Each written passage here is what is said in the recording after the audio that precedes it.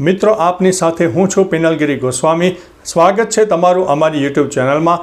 આજના વેધર એનાલિસિસમાં વાત થશે આજે તારીખ 26 ઓગસ્ટથી લઈને 9 સપ્ટેમ્બર સુધી ગુજરાતમાં કેવું રહેશે હવામાન। આવનારા દિવસોમાં કઈ સિસ્ટમ સક્રિય થઈ છે કે જે 15 દિવસ સુધી આપણને વરસાદ આપશે, પરંતુ મિત્રો આ વરસાદની સિસ્ટમની વચ્ચે સામાન્ય વરાપનો રાઉન્ડ પણ આવી શકે છે। મહત્વનું છે કે મિત્રો આજે તારીખ 26 ઓગસ્ટ છે, તો આજે ઉત્તર ગુજરાતના અનેક ભાગો, બનાસકાંઠા, સાબરકાંઠા, અરવલ્લી અને મહેસાણાના કોઈ વિસ્તારમાં મોડી સાંજ બાદ ભારેથી ભારે વરસાદ થઈ શકે છે। અત્યારે મિત્રો સેટેલાઇટ બેઝના માધ્યમથી તમે જોશો તો ગુજરાત ઉપર કોઈ મોટી સિસ્ટમ નહીં દેખાય, પરંતુ મોડી સાંજ બાદ ગુજરાતના કહી શકાય કે ઉત્તર ગુજરાતનો જે ભાગ છે તેમાં વરસાદની શક્યતા વધુ રહેલી છે। બીજી તરફ મિત્રો મધ્ય ગુજરાતના અનેક ભાગોમાં તાપ તડકો ઉઘાડ નીકળશે, પરંતુ એક કહી શકાય કે મોડી સાંજ બાદ ફરીથી સામાન્ય વાતાવરણમાં પલટો આવે અને છૂટોછવાયો વરસાદ થઈ શકે છે।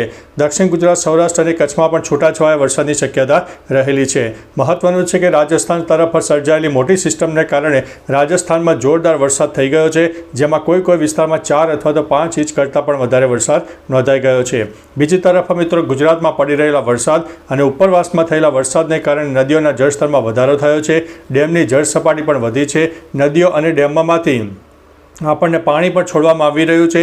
તટીય વિસ્તારોને સાવધાન કરી દેવામાં આવ્યા છે, એટલે મિત્રો થોડા તટીય વિસ્તારના જે મિત્રો હોય થોડા સાવચેત રહેજો, એલર્ટ રહેજો। હવે અત્યારે જે વરસાદની સિસ્ટમ સક્રિય થઈ છે, આગામી તારીખ મિત્રો 31 કહી શકાય કે ઓગસ્ટ સુધી તે સિસ્ટમની અસર આપણને જોવા મળશે અને 30-31ની આસપાસ એક વરાપનો રાઉન્ડ પણ આવી જાય અને ફરીથી એક વરસાદની સિસ્ટમ સક્રિય થશે, જે બંગાળની ખાડીમાંથી આવશે અને તે સિસ્ટમ આપણને 9 સપ્ટેમ્બર સુધી અસર કરે તેવી સંભાવના છે। એટલે મિત્રો ટૂંકોને ટચ અત્યારે જે સિસ્ટમ બની રહી છે અને બેક ટુ બેક સિસ્ટમનો પણ ધક્કો વાગશે, જેના લીધે થઈને આપણને 9 સપ્ટેમ્બર સુધીમાં વધતા ઓછા પ્રમાણમાં વરસાદનું પ્રમાણ જોવા મળનારું છે। મિત્રો તમારા વિસ્તારમાં વરસાદનું પ્રમાણ કેવું છે, તાપ તડકો ઉઘાડ હોય, બફારાનું પ્રમાણ હોય, પવનનું પ્રમાણ હોય, તમામ પ્રકારની માહિતી નીચે કમેન્ટમાં આપજો, જેથી અન્ય મિત્રો પણ જાણી શકે। તો ચાલો મિત્રો ફરીથી લેટેસ્ટ ઇન્ફોર્મેશન અને વરસાદની નવી આગાહી લઈને મળતા રહીશું। ત્યાં સુધી અમને રજા આપશો। નમસ્તે।